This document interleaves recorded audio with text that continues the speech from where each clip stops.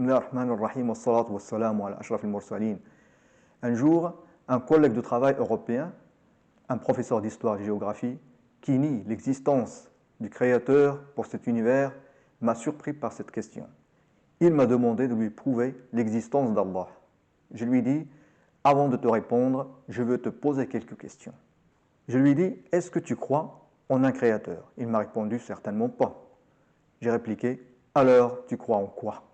Il m'a dit, je crois à ce que je vois, à ce que je touche, à ce que je ressens. Alors il y avait une bouteille en plastique de jus à moitié pleine. Je lui ai dit, est-ce qu'il y a quelque chose dans cette bouteille?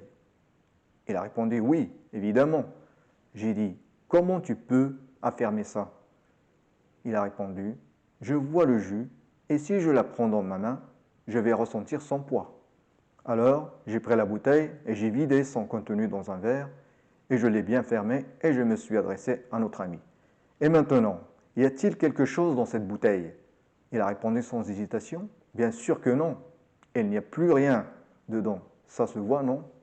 Je lui ai passé la bouteille vide et fermée en lui disant, tu pourras l'écraser s'il te plaît? Il a pris la bouteille entre ses mains et il a commencé à la serrer de plus en plus fort sans réussir à l'écraser.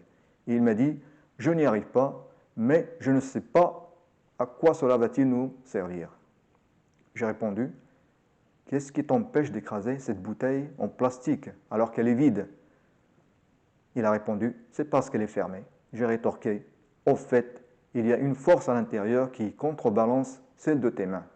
C'est la preuve que la bouteille n'est pas vide. Il a réagi en colère. Tu te moques de moi, non? Car cette bouteille est vide. J'ai affirmé, non, cette bouteille n'est pas vide. Ce n'est pas parce que tu ne vois pas ce qu'il y a dedans qu'elle est vide. En effet, il y a de l'air qui est composé de molécules d'azote, d'oxygène et de gaz carbonique.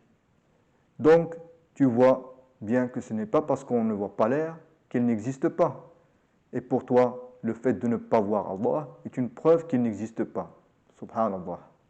Je lui dis, si je comprends bien, tu ne crois que preuves matérielles. Il m'a répondu sans hésitation, exactement. Pour me convaincre, il me faudra des preuves. Je lui ai répondu, d'accord, si toi tu n'aimes que les preuves matérielles, alors prouve-moi que Allah n'existe pas. À cette question, notre ami a commencé à être déstabilisé. Il ne s'attendait pas à une telle question. J'ai continué, si tu ne peux pas apporter les preuves matérielles qu'Allah n'existe pas, alors son existence devient possible. Il n'était pas tout à fait d'accord